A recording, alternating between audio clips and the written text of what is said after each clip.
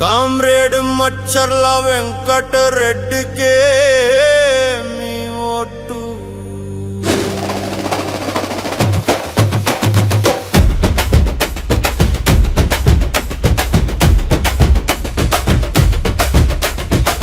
పేద ప్రజలారా, మహిళారా, మందు బందుకే మీ ఓటు. ఏం చెప్తున్నా? మందు బందుకే మీ ఓటు. తెలంగాణలో ప్రతి ఒక్కరికి నేలకు తప్పక పని ఇచ్చి తుచ్చివేల జీతం ఇవ్వటానికే మీ ఓటు. లేకుంటే మీ చెప్పు తీసుకుని నన్ను కొట్టండి మహిళలారా, పేద ప్రజలారా, నిరుపేదలారా. తెలంగాణలో భిక్షడనవద్దు, పకాల పేరు మీద మిమ్మల్ని భిక్షగాళ్లను చేస్తున్నారు.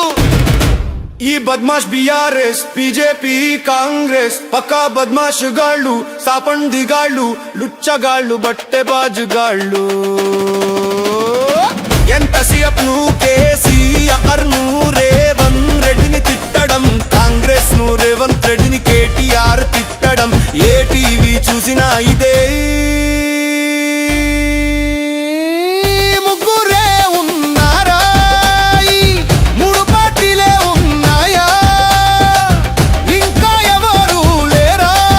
పబ్లిక్ అంతా మూర్ఖులని అనుకుంటున్నారా? మీ సంగతి ఇప్పుడు కాదు, పుట్టగతులు ఉండవు మీకు. కాబోయే ముఖ్యమంత్రిని నేను పాటపాటి ప్రభుత్వం స్థాపించి చూపిస్తాను. పేద ప్రజలు నా వెనకాల ఉంటే, ప్రజాశక్తి నా వెనకాల ఉంటే మీరు ఏమీ చేయలేరు. చేతులు ముడుచుకుని కూర్చోవాల్సిందే. మైక్ పట్టుకుని బహిరంగ సభలు పెట్టి పొత్తు దూకులు మాట్లాడితే పబ్లిక్ వినలేక చస్తుంది. ఇక రేవంత్ రెడ్డి అయితే పాడిందే పాడతాడు. కేసీఆర్, కేటీఆర్, బీఆర్ఎస్, కవిత, హరీష్ రావు తప్ప ఇంకో విషయం చెప్పాడు. అరే నాయనా, పేద ప్రజలకు ఏం చేస్తున్నావో చెప్పు. ఓడిపోయిన వాళ్ళ గురించి ఎందుకురా? నువ్వు గెలిచావు కదా, ఏం సేవ చేస్తావో చెయ్యి. నువ్వు ఒక దద్దమ్మలాగా తయారయ్యావు, వాళ్ళు కూడా దద్దమ్మలు. బీజేపీ పరమా దద్దమ్మ. దద్దమ్మలంతా కలిసి తెలంగాణను తాగుబోతుల రాష్ట్రంగా మార్చారు.